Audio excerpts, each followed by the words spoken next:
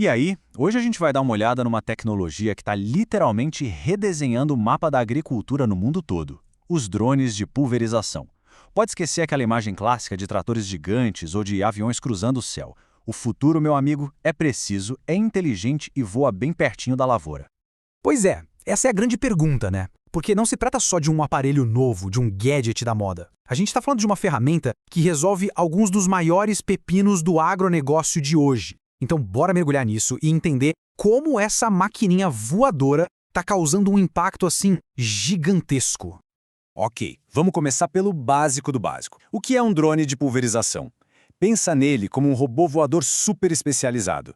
Ele tem um tanque para carregar líquidos e um sistema para aplicar esses líquidos com uma precisão que chega a ser cirúrgica. Se precisar, ele vai planta por planta. É a união perfeita da robótica com GPS e agronomia. Tudo num pacote só. Agora sim, vamos entrar na primeira parte da nossa análise. Por que essa tecnologia não é só uma melhoriazinha, mas uma verdadeira revolução? É o que está inaugurando uma nova era para a agricultura. Olha, por décadas, a agricultura em larga escala teve que lidar com uns problemas bem crônicos. Pulverizar uma área enorme de uma vez só significa muito, mas muito desperdício, de defensivos, de água que acabam indo para onde não deviam. Isso não só aumenta o custo, como também prejudica o meio ambiente. E ainda tem o peso das máquinas gigantes, que vão amassando o solo, compactando, e com o tempo a terra simplesmente produz menos. Estava claro que precisava vir uma solução mais inteligente. Mas beleza, como é que a gente chegou até aqui?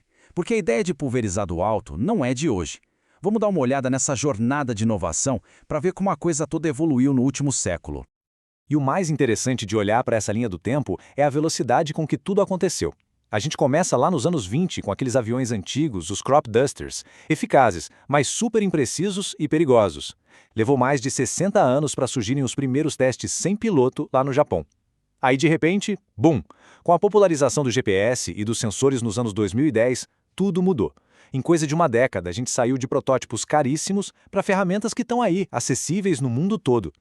E isso nos joga direto para o presente, porque a gente não está mais falando de um conceito, de algo para o futuro. É uma realidade que já está no campo, transformando lavouras aqui no Brasil e no resto do planeta.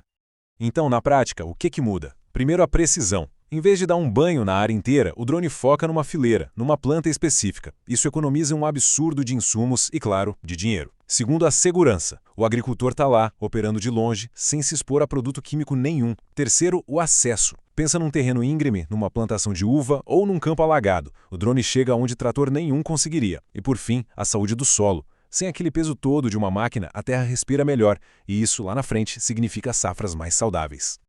E se tem um número que resume o poder disso tudo, é este aqui. Presta atenção.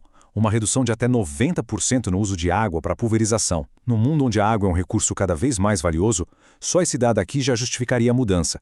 É um salto de eficiência, assim, gigantesco.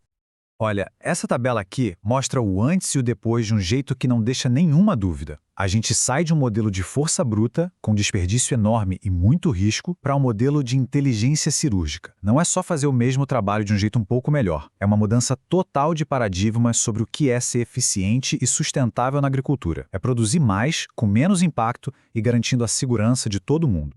Bom, se o que a gente tem hoje já é tão impressionante, o que dá para esperar do futuro? Bora para a próxima fase e dar uma espiada no que a tecnologia ainda vai trazer.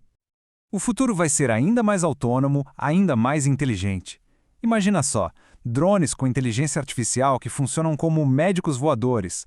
Eles identificam uma única planta doente no meio de milhares e aplicam um remédio só nela.